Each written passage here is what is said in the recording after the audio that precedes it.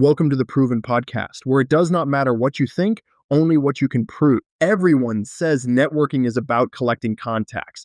Today's guest, Matt Cretzman, proves it's about rebuilding your entire life. He's proven that strategic relationships on platforms like LinkedIn aren't just career boosters, they're life rebuilders. The show starts now.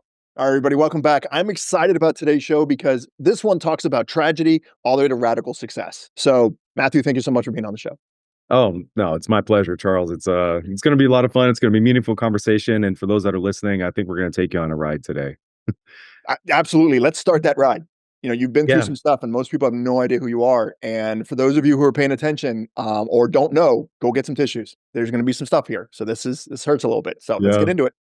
Yeah. So I'm actually right now where I'm recording from is this little town called Buda, Illinois, which is it's 2 hours outside of Chicago. I'd never heard of Buda until one of my best friends moved here, and I just wrapped up visiting my parents and doing a conference over in Toronto and wanted to route through here. But as we kind of get into the backstory, my life has been always about relationships.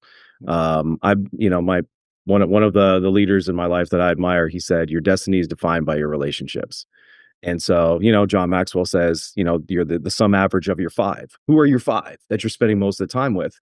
And as I look back on my life, that's always been the constant. Like the biggest decisions that I've made in my life was because somebody spoke into that or somebody had influence over me, and I know, liked, and trusted them, and there was a lot of respect. So back when I was young, I went on a couple trips to a few different countries and fell in love with travel. I mean, I grew up watching Indiana Jones, right? I think we were from that era. Yeah. Yeah, exactly. Yeah. Like, man, is that a job? Like, cause I want to be that. Can I do that? Yeah. Funny Exactly. thing, did you know with Indiana Jones, it was originally not going to be him. It was going to be the guy from Magnum PI. It was going to be Tom Selleck was the original person who was cast. What? But the TV show wouldn't let him out of it. So they had to bring in Harrison Ford. But now I can't imagine anybody other than Harrison Ford doing it. He's so iconic. He's so iconic. I know. Yeah. Yeah. And the Young Indiana Jones Chronicles. I don't know if you ever watched that. All So this stuff. good. Yeah. It's so good. Yeah. So I mean Travel. yeah, like anyways, yeah. That's what I grew up watching that stuff. And I was like, man, I just love the adventure, the travel, the pursuit of, beating the bad guys and winning. And so when I took trips trips overseas and throughout Latin America as a young kid, my first trip to Mexico was 2001. My first trip to the Dominican Republic was 2003. And coming from Canada and Toronto, growing up in suburbia, it blew me away. I was like, how are people living in these conditions? How is this? This is what is actually what most of the world, I think, is actually experiencing as life. Yeah. And so from a young age, I was like, man, I really want to do something to help these people and just make an impact on their lives and kind of improve their situation. So very young, like that was inside of my heart and that was my focus and my goal. So later on, just to accelerate the story, I ended up getting married in 2007. Had my first kid in 2008. I was 21 when I got married, and I was a week 22 when I had my first child. Her name was Aslan. She was born 8 days after I turned 22, and she made me a dad. And it was super special. I love being a dad. I ended up having 3 girls, so I have no clue what it's like to raise boys. Maybe a little bit because I am one, but from this perspective, like I'm a girl dad through and through. And so I had Aslan in 2008. At the time, I was working as a used car salesman, though I was not that used car salesman. Okay, I was an honest used car salesman. That might be an oxymoron. That might not be. It might be. I'm coming upstream, man. Maybe not so much. I'm changing. I'm trying to change the trend. It sounds like a campaign, Really does. honest used car salesman. There you go. And so I was doing that, and then it came to time where I was like, all right, I'm ready to do this thing. I'm just going to launch out. So I started a nonprofit organization in January 2010. Quit my job, packed up everything, put a bunch of stuff in storage. This was in Southern Ontario, and I was like, I'm going to do this. I'm going to go and live in Latin America. I ended up setting my sights on Dominican Republic, and being a Canadian, it was pretty easy for me to get into Cuba, whereas Americans, it's a little bit harder. Yeah, we can't do it. Complicated. Totally different. Yeah. Yeah, exactly. Side note, there's actually 11 provisions that allow Americans to travel to Cuba. Yes. But yeah, we'll save that for the bonus episode. Bonus All episode. right. Bonus episode. So, as I was traveling, just kind of presenting my mission to people all over the US, I ended up traveling to 45 different states, and I've been all over the place, and people loved my vision. Like, we get it. We're behind you. We're going to support you. And everything was going great. It was super special. October 20th, 2010, Maddie was born. And so the height of my travel, which was 2010 to 2013, I had a 2-year-old and a newborn. And it was tough. We grinded. I could tell you many stories. Again, bonus episode of driving all night, um, pulling over at pit stops and falling asleep in the same bathroom stall that I had just driven 3 months prior because I was so exhausted. That's, real talk. But when you're starting an early stage even company or organization, that's what you got to do. Like you got to put in the grind and you got to put in the work. And for me, I was very mission driven and focused. I really wanted to make a difference. So it kept me going up until one event that just so radically changed my life. And I still feel the ripple effect of what that was, even to this day. So to set the stage, Maddie and Aslan. Aslan was 3, Maddie was 18 months. We had pulled over in North Carolina. We were traveling to Ohio for a conference. And as I was driving through northern North Carolina, Mount Airy, other side note, fun fact, um, Andy Griffith show was filmed in Mount Airy, North Carolina, and that's really old, I know. I'm not even that old, but I know that stuff. It's good to know these things. There you go. You're driving through. I was driving through, yeah, North Carolina, and being a Canadian, this was February in North Carolina, and I wasn't that concerned about the snow because I grew up in the snow. But what I learned that day and since is not every state or place has the same infrastructure to deal with inclement weather, such as snow, as Canada does. And so as I was driving north with my family, we were, driving along and I'd see a car in the ditch here and a truck in the ditch over there. And I was driving the speed limit, being very careful. And Aslan, she was falling asleep and so was Maddie. And we came to a bridge just before Mount Airy. And as we drove over that bridge, our tires actually hit black ice. I didn't see it. And so they stopped, they just lost traction. The back of the van started to swing out. Kids were asleep, thank God. And I remember my wife at the time, just woke up just screaming as we're just careening out of control. And so what ended up happening was the van spun off in the middle between the north and south highways. There was this large green space.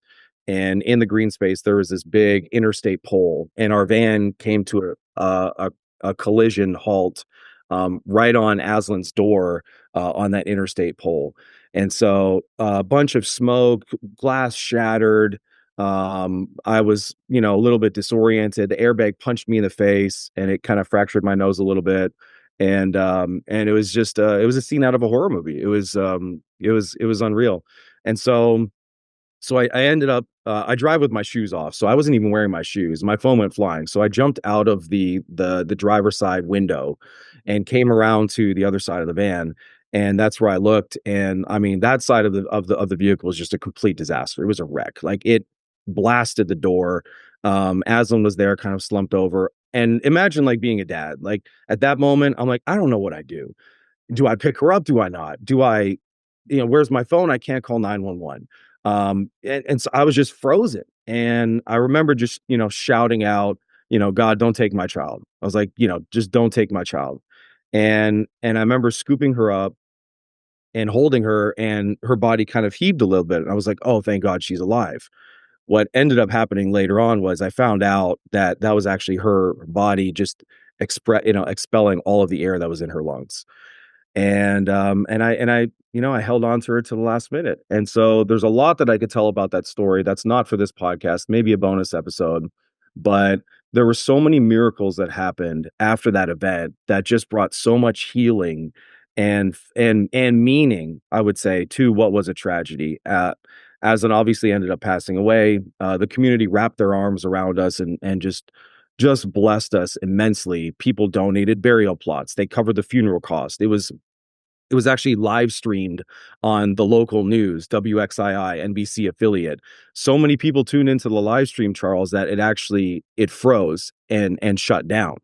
And it just caught the local news. It just went around. And now because of, the nature of my organization, all of our supporters, which there were hundreds, if not thousands of them, they were all tuning in. And one tweet that I sent out was really what set it into motion. That was the one domino. I remember laying in the back of the ambulance and I had my phone in my left hand and I sent out a tweet and I was like, we were in an accident. Don't know if Aslan's going to make it. Please pray, #retweet. And that got retweeted a number of times. And that's what kind of set the domino in motion. And of just all these people around the world just loving on us and helping us and supporting us. Now, we carried on. And since this, I think one of the main themes of this talk we're going to have is relationships. And so one of the relationships that came into my life was somebody who he was a pastor of a church in North Carolina, and he had been helping people in India for 30 years. And he had a great organization doing great work in India. He invited me to come to India, and I'm like, Indiana Jones style, yo, let's go. You know what I'm saying? And so I went to India. And it again, like I'd traveled a little bit, but when I went to India, that's when another shock. I was not prepared for what I was about to witness. And I didn't know there are 35 million orphans in India. And the condition that they live in is, I mean, it's horrific. It's unbelievable. It's horrific. Um, and so I went, one of the guys that I met, he was the one that was in charge of kind of managing our itinerary and driving us around. His name was Danny. We went on the trip to India. We became friends just because we were, side by side that whole 12-day trip. And at the end of the trip, he kept bugging me like throughout the trip. It's like, hey, let me know when you have a few minutes because I want to come and show you something that I'm working on. And so we were just so busy. But at the end of the week, I had a window and I was like, cool, let's do it. So I jumped on a scooter, drove over to this place, maybe a mile down the road. And I pulled up to this tiny building, this tiny house that was clearly under construction. And what he ended up telling me was he and his wife took out a loan from the government because they were so burdened about caring for the orphans of India that they were willing to take out a personal loan to build a building, build a small house, and care for as many as they possibly could. And he just shared his vision with me. And I took a few pictures that day. I still have it. I reflect back on it. But what ended up happening 8 months later is we continued to have, a friendship and build a relationship and a level of trust. He called me one day and he said, Matt, I'd like to ask you a question. I'd love to team up with you to build this orphanage. I'd just like to know would you mind if I named it after your daughter? And I was like, you know, tears just streaming, like, I would love to, man. It was a dream someday, a bucket list. If one day I could, have an impact like that and just do something so incredibly meaningful. And it came much sooner than I thought it would. At the time, I was probably 26, 27 years old and, had young kids. I had Lucy in 2013. And so I had like two young girls and to find such meaningful fulfillment through something like that, it has become one of the greatest honors of my life to help these kids. And the interesting thing I'll say about where I'm recording this from right now, I'm actually in a city where another one of my closest, dearest friends that walked through all these seasons of life with me, he lives here in Buda, Illinois. So I'm here hanging out with my friend Chanta, who's just been such an amazing anchor for me throughout my life. And so to speed up the story, I ended up moving to the Dominican Republic in 2013 to 16. My heart grew for India so much more. I was like, I need a better home base. I can't base out of the Dominican if I'm going halfway around the world with my family. And so essentially spun the globe and I'm like, where should I live? Dallas looks great. And so I settled on Dallas, moved to Dallas with the intention of continuing to serve and love and help grow our organization in Asia, really in India. And that's when real life hit. And the van that was spinning in 2012 felt like it continued to spin. And in 2016, when I moved to Dallas and I had my two kids, that's when my wife left. And I was now full-time single dad. And I had lost almost everything except my kids. I lost my organization because I couldn't travel anymore as a single dad. I lost my sense of identity because I had done that my whole life and the cost with which it came. I felt a great sense of grieving over all the blood, sweat, and tears and the life that it cost for me to build what I have built. That was then taken away. My self-respect was taken away. I was used to being flown over to conferences and speaking in front of hundreds, if not a couple thousand people. And I had really settled on, where I am in life. And I'm very happy and I'm content. I'm excited about my future, only to have all of that taken away. And in 2016 to 18, those are what I call my wilderness experience, where I was just wandering and I was searching for what's the next thing. I don't know. And I would assume that there's no doubt somebody who's listening to this podcast that is either going through that experience, they've come out of that experience, or they're about to go into a period of time like that, a season. Life comes in seasons. And there's going to be a season like that where the unexpected happens. And it may be very difficult. So you've gone through all these things, which most people will never experience in their lives. They've never experienced loss on that level where life Yeah. happens and then a community rallies behind you. And then you Mhm. build these relationships. And then even after all this healing, life just continues to happen. There's a 67% failure ratio of all marriages in the United States. That's just, it is what it is. It's a better chance. I wouldn't get on a plane that had a 67% failure ratio, hence why there's no ring there. So in that, you started thinking about, hey, relationships matter and how we can leverage relationships. And there's different platforms and there's different ways to do it. I know you've written a book about that on how to jump into those relationships and how to kind of influence and connect in those relationships. When Yep. you're doing that and you're going into that, what have you learned? Tell me more about your book on how you can leverage Yeah. this. Cause I get everyone thinks that their tragedy, whatever's going on is the worst that ever happened. And for them it is. It's kind of like when, you've got little girls when they first start crying that first time because they hit their hand or they touch something warm, that's the worst pain they've ever felt in their life. So, yeah, there's other people who have inoperable bone cancer who are going through much more, but to that individual child, it's the worst Yep. they've ever come across. Yes. So everyone's pain they're going through is the worst they've ever gone through. But when you have the ability to look at other people saying, "Hey, you lost a daughter, you lost a wife, you lost everything," all of these things, and yet you're still done this. Okay, how do I get out of that hole?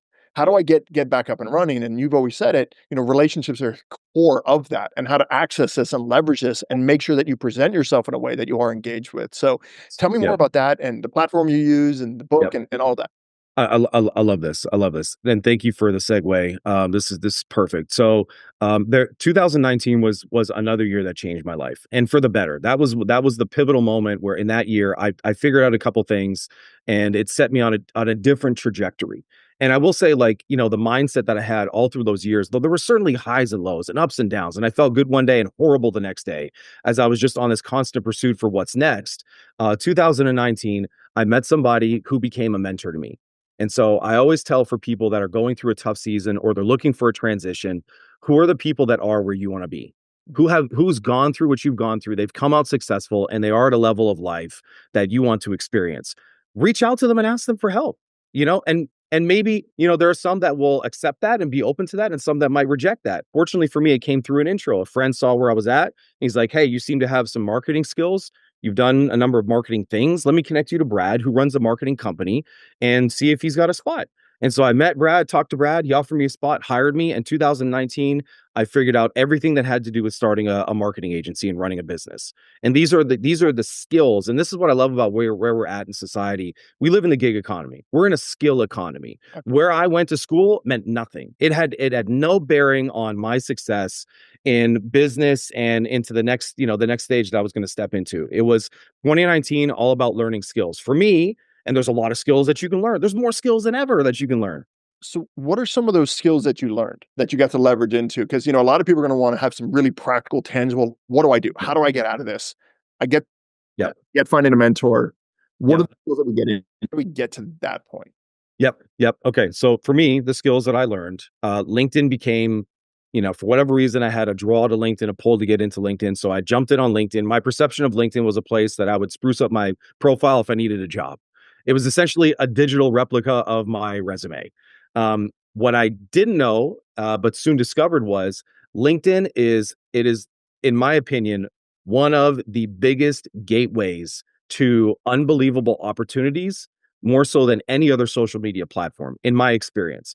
And for a number of different reasons. Because on LinkedIn, it is, yes, now it's become a content hungry platform. 0.5% of the total user base on LinkedIn consistently create content, and they're approaching 1 billion users. That's a lot of empty space. Right. Like, LinkedIn wants people to fill that empty space. But the second thing, and why I love LinkedIn the most, at least initially, was it's a platform to connect with people. It is a business first platform where people are expecting and get on there to do business. And that business is done through relationships. And it's also done, those relationships are formed by having the right conversations.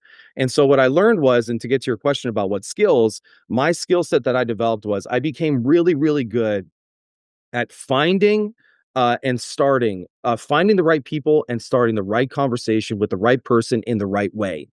And we're talking about total strangers. So that's really the question. And I think through this all the time with my clients. Like, how do you find the right person and start that conversation at scale that doesn't make them feel like they're being spammed or they're a sales target or they're just a number, Right. right? And I think that's why, only 0.5% or whatever it is in LinkedIn actually creates content and pushes it out, because they don't know how to do that. So if I'm in a situation, and one of the things we love going is getting really tactical. If I'm sitting there going, listen, I thought LinkedIn was just my resume in a different format, which is what most people think that LinkedIn is. How do I present myself so that it is in a way that is going to get that engagement, that is going to build that relationship? What are some of the things that people can do that are tangible, that they can sit down and say, oh crap, I just heard Matt, this is awesome. I'm going to pull over. I'm going to do this on my phone. I'm going to do this right now on my laptop. I'm going to stop listening to the podcast. I'm going to write down. I'm taking immediate action. What are some of the things that they can do immediately? Here's a step. And I just did this. Here's a process. Very, very tactical. And I just did this with my dad 2 days ago. Okay. It took us about 2 hours. And you're probably going to need to be on your laptop to do this because I don't think LinkedIn lets you do it from your phone. But listen to this later and follow the process. Step 1, go to your LinkedIn profile and you can download your profile as a PDF. Mm-hmm. Download your whole profile as a PDF. Step number 2, sign up for a Claude.ai account. It's free. If you pay the $20 a month subscription, you're going to get access to Claude projects, which I'm a big fan of. Go and do it. It's $20. It's totally worth it. Okay, that's step number 2. Step number 3, you're going to go and upload that PDF onto Claude, right? And then you're going to tell Claude this. Because the first thing that's really important for you is your profile. Your profile it's your digital billboard. You got to have a dialed in profile, right? And you're like, oh, I'm not a good writer. I can't think about how do I position myself as an expert on LinkedIn. You don't have to do that anymore. That's gone. Exactly. 100%. Yeah. So, exactly. So take all of this stuff, go into Claude, give it your PDF, and tell Claude, just like you were talking to a human, hey, Claude, my name is so-and-so. I've given you a PDF of my LinkedIn profile. I want you to help position me as an expert. Look at my experience, and here are some things that I'm passionate about. Let's work sequentially through my profile so that I can produce something that's highly optimized and professional. Love it. Enter. Boom.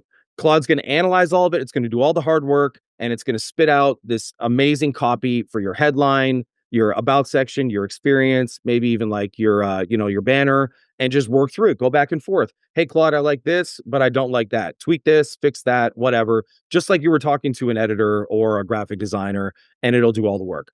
And then you can go to Canva, Canva, of course, like update the banner and stuff like that, clean up your profile, and you'll be amazed. Like, you'll be amazed what happens when you just do that one thing. You'll feel better, and that will give you the confidence, which I think is the reason why most people shy away from being really active on LinkedIn, is because they're either insecure or they don't feel like, they present themselves in the right way, and they don't have any clarity on, what's my authority, what's my expertise.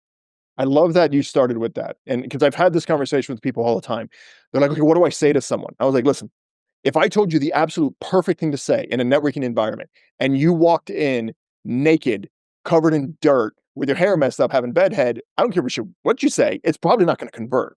I love that you said, we got to start with your profile. We got to clean you up, because if you're walking into a room, this is digital networking. You got to present yourself in a way that integrates and connect in a really, really high way.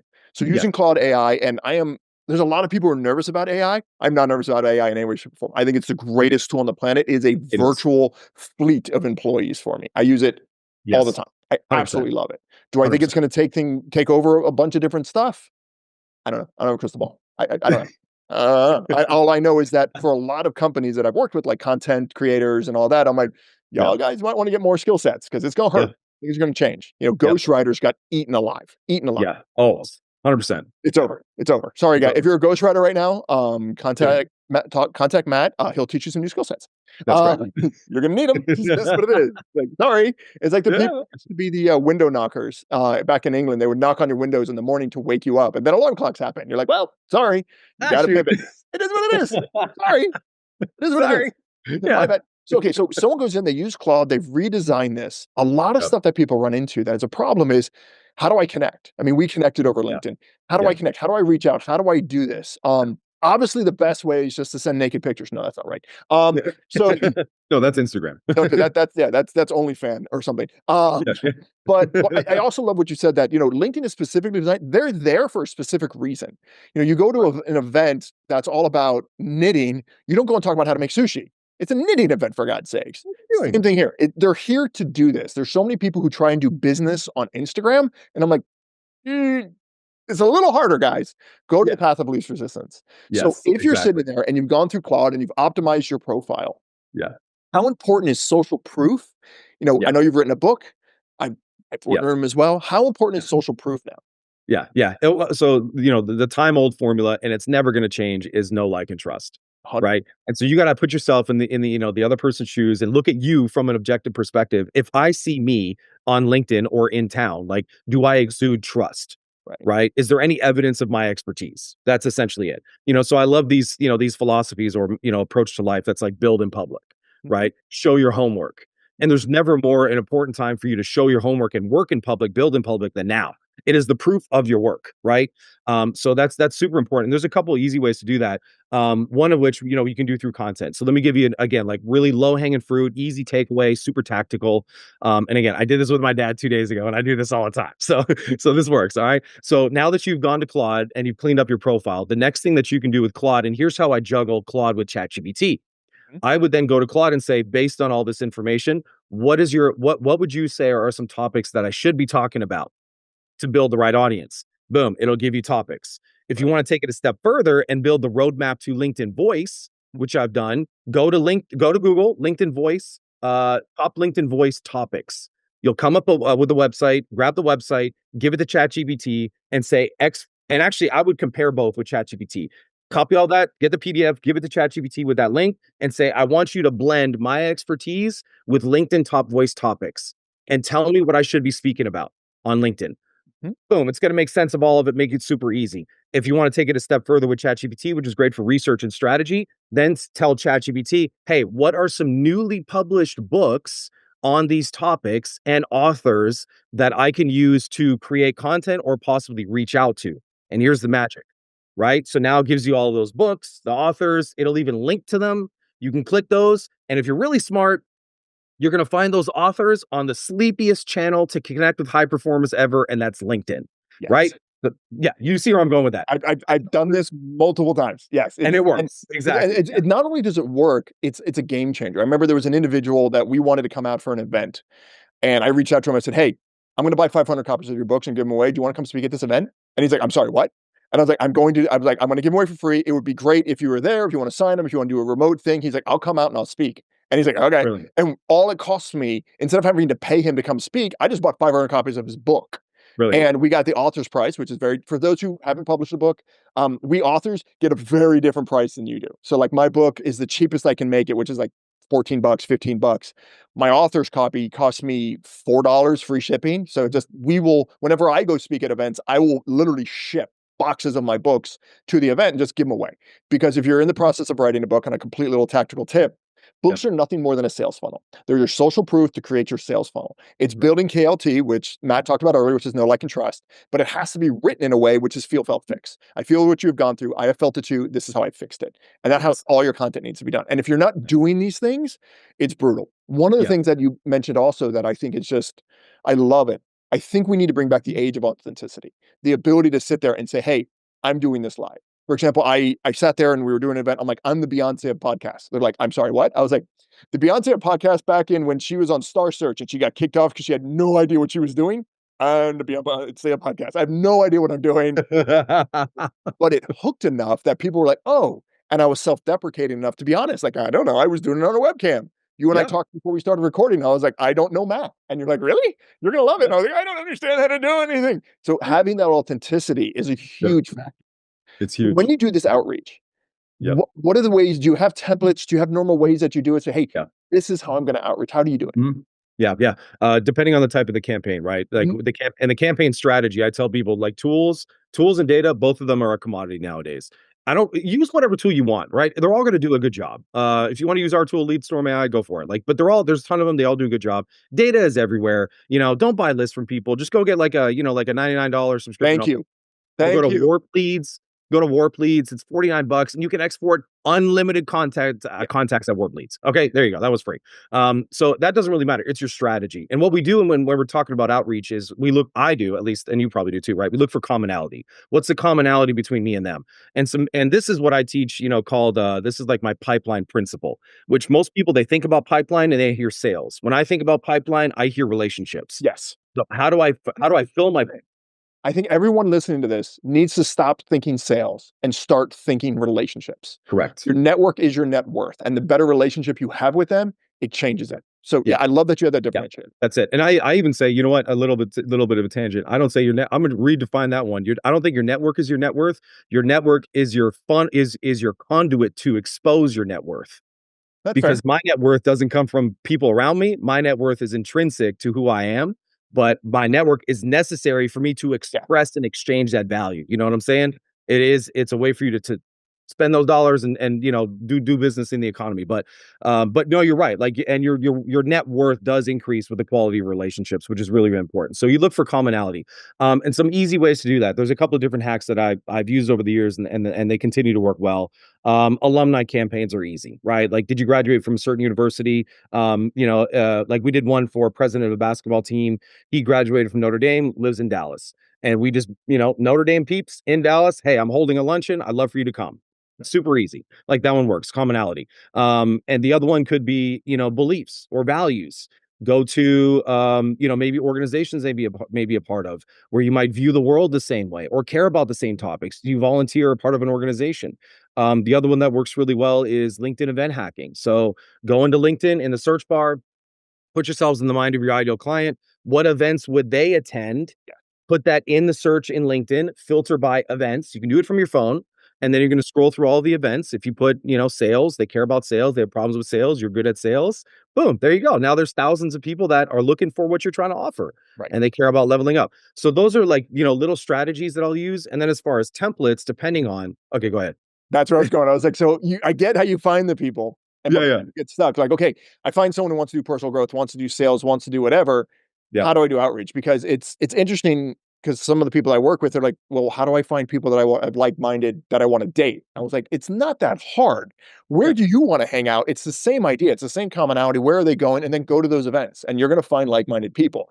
Apps, not a good idea because you're just pissing in the wind.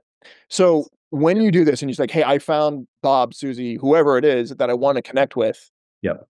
What does the outreach look like? What does the template look like? How do you communicate in a way that's effective?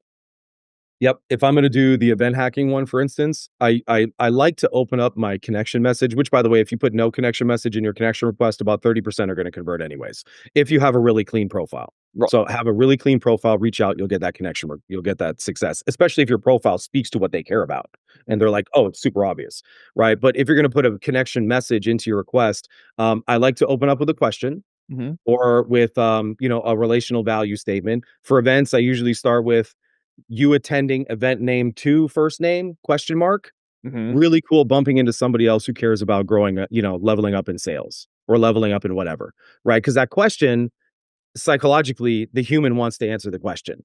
So we've seen that one work really well. You might even say it's a little bit cheesy, but it still works if you're reaching out to people that do fit the, the ICP, ideal customer profile.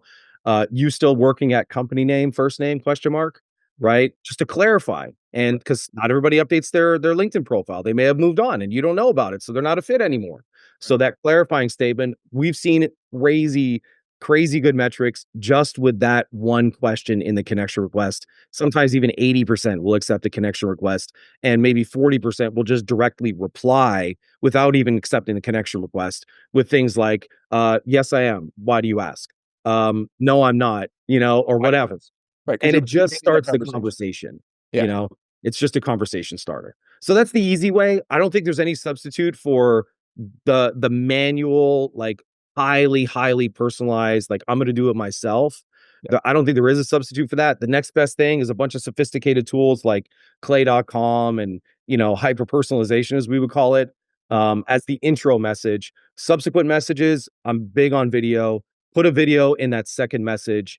Get it up as early as you can, get people to see you and build rapport through video, the better your campaign is going to perform.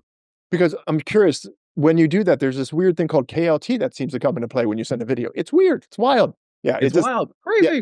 One of the things that, even on Instagram, because there's different things on different platforms, whenever I try to do outreach to someone, if it's on Instagram, I'll send a voice message. I'll never type it all day long because voice messages get opened on an exceptionally higher rate. Right. And also, I hate typing. I can barely spell my own name. So it's just easy for me to go blah, blah, blah, blah, blah, blah, blah, blah, blah, blah, and just fire them up and just rocket fire those. Those convert on such a higher level. And you're not going to get it all the time, which is okay, but they Mm-hmm. convert on high, and at least their team's going to get Yep. it. That's correct. Same thing on same thing on LinkedIn. I do the same thing. A great little hack, shout out to my friend Morgan Ingram. He's got 160,000 followers now on LinkedIn. He's crushing it. I've learned a ton from him over the years. And here's the one hack that he's always been teaching, and I learned from him. Voice message on LinkedIn, followed by this sentence. Any thoughts on my message above? Right. Push them back to the audio message, get them to listen to it. That's really it. Same thing with video. Thoughts on my video? Question mark. Right. Leave it ambiguous so that it forces them to listen to it. It's a great little hack. That's beautiful. Very tactical. Yeah. So works. they're going through, and we all know the basics of the profile, like, have a picture, look at the camera, so on and so forth. Some basics up there, which I don't do. I don't think I've logged into my LinkedIn. My team does for me, so I might need. Yeah, we'll have a different conversation about that. Yeah. Yeah. So That's a lot of trust right there. yeah, it's not my focus at the moment.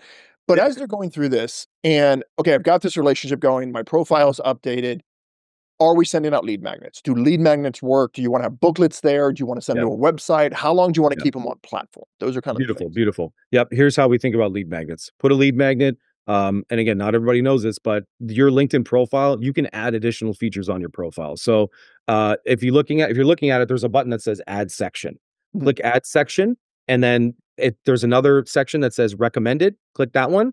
And then it's going to go featured section is one recommended, which is another. Your banner and then the featured section are the two biggest parts of your profile.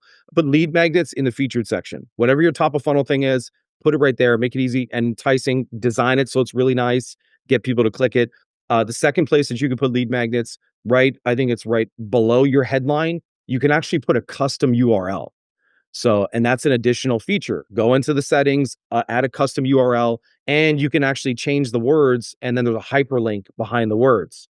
So I would say something like grab your free whatever here. So that's the next question. What is the free whatever? Because people are going to like, do I want a video? Do they want a course? Do they want a checklist? Right. What is the free whatever that converts the highest? Great. And the third place where you're going to do lead magnets is in your content. So to answer your question, good segue, lead magnets work unbelievably well in content. Here are some very simple ones that you can do. Listicles work really well. Come up with a list of, whatever thought lead. Hey, top 10, whatever here, best templates for this, most successful that. Like listicles are great. Case studies are great, right? Depending on what industry you're in, like for instance, AI or automation, like AI, it's like, oh my gosh, I don't even know where to start. Clarify for people by putting together a case study. Here's what I did to use this to help this company overcome this and achieve that. Put that case study in there. The other thing that you can do is like you could do carousels work really good. Of course, walkthroughs. If what you're doing is involves software or tech, put a walkthrough together. Here's how I use these tools to accomplish this, and that's clarifying. If you wanted to do like a mini course, I see people launch these all the time on LinkedIn, and they're great. Whatever extremely valuable, time intensive thing that you can create and give away, and put a call to action at the bottom of it, and say, if this helped you or will help somebody in your network, please share. And you will get people because they feel good, right? Like they're now like, they're the dealer. They're just like dealing out, good resources to their network. Right. So because a yeah. lot of them are being a tad bit lazy in creating their own content and their own lead magnets, and they're just going to appropriate your stuff, which is absolutely fine. Don't mind at all. So Sure. these are some of the things that work really, really well. What Really are some well. of the things that people make mistakes that are like, oh God, if I don't do these 5 things, just please, for the love of everything, don't do these 5 things. It'll convert better. Because I know that you only have so much time with you. What are the 5 Yeah. things that are like, oh, I wish they would do this? Yeah. The things that they shouldn't do. Correct. Or like, Yeah. I see this all the time. These are common mistakes. List. Yeah. What are the 5 things? I think I mean, look, I mean, the big number one, please just don't spam people. Just don't. If you think quantity is better than quality, you are dead wrong. So just don't. If you think, like LinkedIn is a numbers game to an extent, but it shouldn't be. Like it's different, right? You want to come with a sniper, you don't want to come with an Uzi. So just don't get that automation tool. It's cheap and easy and whatever. I don't really care. Don't. You're gonna burn more bridges than you're gonna build. So just number one, don't do that. The second thing that I would say is man, don't be a lurker. Don't be a lurker.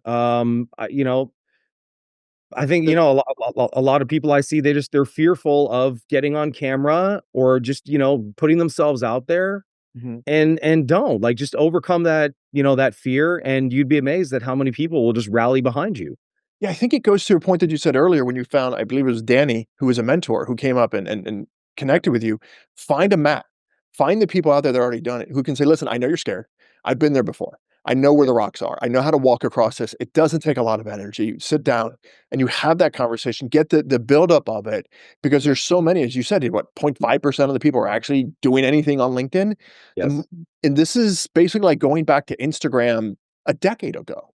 This is, this opportunity of a lifetime is only going to matter in the lifetime of this opportunity. It's not going to be around much longer, especially as we walk into a massive recession, which is going to Yes. be brutal. Everyone's going to start optimizing their world in LinkedIn, and they're Yep. trying to get this and they're trying to fix this Yep. exceptionally fast. Yeah, there are So, two other things that I'm gonna add to that, just to jump in. Two other things. LinkedIn, if you pull up the app on LinkedIn, if you look at the bottom, and this is an SEO strategy too. We've used this for years. If you want to figure out what does this platform, whether it's Google or LinkedIn, want me to contribute, go into the platform and maybe put a little search term on Google, and it'll show you images, videos, maps, articles, whatever order that is, that's what it wants, Google wants in order for you to rank. On LinkedIn, it's the same thing. Open the app, look at the bottom.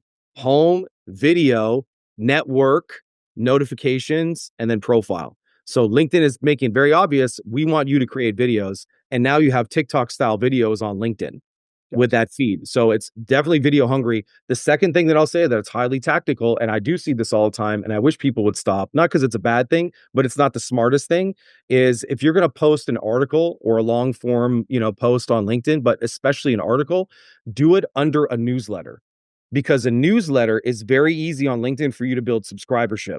And so brand your newsletter towards your audience, publish the articles under the newsletter. And here's the cool thing. Okay. There's lots of benefits. I could talk a lot about newsletters on LinkedIn. But number one, you can embed long form videos off LinkedIn's platform in an article on a newsletter, and LinkedIn won't slap you for it. So if I wanted to embed a YouTube video in an article, I could do that in an article. Yeah. You can't do that on a post. They'll penalize you for it. The second thing is subscribers to your newsletter, they get a push notification on their phone whenever you publish an article. Nice. Dude, do you know how valuable that is to like creep up on Now all of a people's sudden you phones pop up whenever on you someone's want? phone. Huge. The It's absolutely. newsletters. There's so many of these little secrets and these little hacks, and I know you've written a book about it. But there's so many of these little things that we could probably talk for 5 or 6 days just on this, and there's a reason you coach people new to this. If Yeah. someone's listening to this and all of a sudden they're like, "Holy crap, this I didn't even know that you could even do a newsletter. I didn't even know about, Claude, and I didn't know about all these things." How do people track you down? How do people get a hold of you and say, "Listen, this was great. I understand how much I don't know now. I need to book some time with you. I need to Yeah. figure this out. I need to get access to you." How do people track you down? How do they find you? I love it. The obvious would be LinkedIn. But Surprise! surprise, surprise. Number two, yeah, the book, the LinkedIn Advantage. Yeah. We didn't get to talk about as much as I, would like, but I would say like the book is incredibly special. It's with a co-author of mine who's written 100 books, and found him through LinkedIn. Like my life has changed because of LinkedIn, and I get to write an amazing book with a guy like Tony Geary. But yes, that next step, if they wanted to reach out and get started, go to LinkedIn, the LinkedInAdvantageBook.com. Mhm. And that's a good place for you to get started. You can, look up information about the book. But the best thing there is the assessment. I developed, it's called the LinkedIn Power Score. It's free. Go to the website, take the score, see where you're at, and then you can figure out how you can improve. Love it. And then so they reach out on LinkedIn directly to you. And Yep. is there Instagram or emails or anything like that you want to have them track down to, or is that always the best bet? Yeah, Snapchat, my only no, I'm just Yeah, kidding. exactly. Show him his house, give him all that. Man, I appreciate it. There were so many things you gave in this that people are like, okay, I've got it. I know how much I didn't know. I've got a couple things to get me going. There are things that I need to change on my LinkedIn as well. Man, I really appreciate you coming on. No, Charles, it's a pleasure. Thank you. Thank you so much. Yeah, reach out. Happy to help, any way that I can. Stop treating your network like a contact list and start treating it like a lifeline. The most successful people don't just collect connections, they cultivate relationships that compound over time.